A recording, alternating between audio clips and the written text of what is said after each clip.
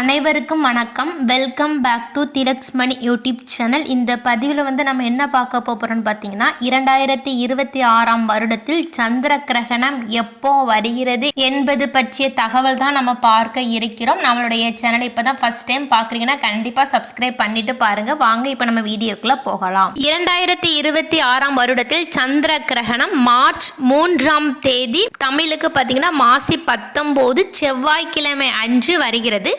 நேரம் பார்த்தீங்கன்னா மாலை 3:20 தொடங்கி மாலை 6:47 வரைக்கும் இருக்குதுங்க.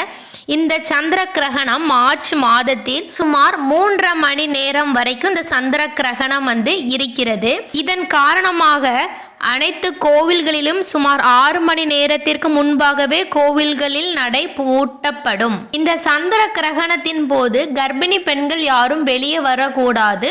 சந்திர கிரகணம் தொடங்குவதற்கு முன்பே நம்ம சுத்தமான நீரில் குளிக்க வேண்டும்.